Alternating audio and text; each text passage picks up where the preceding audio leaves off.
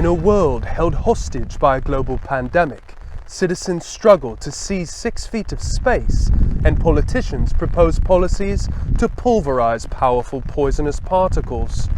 In the United States, however, lurking in the shadow of the coronavirus lies a threat more dangerous than the bubonic plague, Somali pirates, and Chinese virology laboratories combined: the lethal practice of the gender reveal party. Today, we are traveling to the heart of the American South to interview one of the key players in the gender reveal party underworld.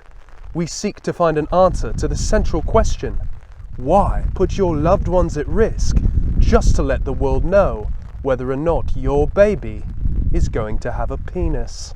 BBC News and the Real Hunter Wood YouTube channel in no way condone the words or perspectives of this deranged individual. My first experience with gender reveal parties? I was barely old enough to drive a tractor. Must have been in 2nd or 3rd grade or so I was probably about 14 years old. Lovely couple down the street. They were having a little baby girl. They just couldn't wait to tell everybody. They rigged up a cannon with some pink smoke to announce the birth of their baby girl, and they asked me to man it.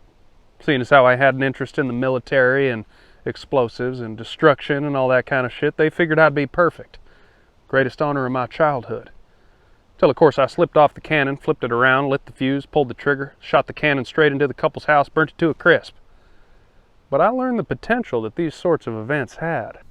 And how did that traumatic event change your life? Made me want to do more of them, but do them better, you know, safer and all that, but bigger, brighter, louder.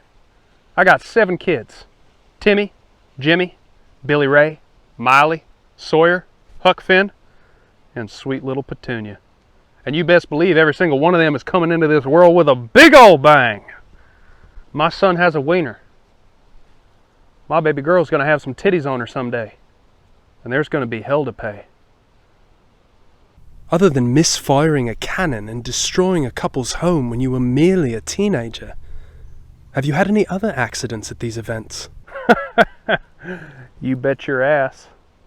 My good buddy hurt himself pretty bad last time him and the missus popped out a little one.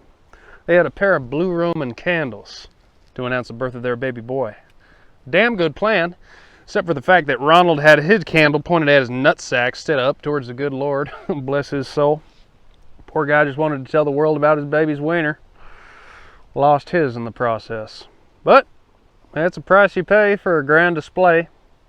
That's what I always say. Well, then there was another time I hired a couple of pilots to do some aerial stunts out on the bay here. Wanted them to write some words up in the sky. My baby girl is coming, so you best start running. I was pretty proud of that one there. But it turns out that's a difficult sentence for a plane to spell out. Poor pilots ended up nosediving into the water, dying from a combination of blunt force trauma and inability to breathe, seeing as how they were trapped inside of an airplane under the water. Damn sorry those boys had to go so soon, but they knew what they were getting in for. I literally spelled it out for them. And they died doing what they loved. And there's honor in that. Just ask a Japanese fella. What do gender reveal parties mean to me? Let me tell you something a little bit about this country, okay? When I was growing up, my father told me, "You are a man."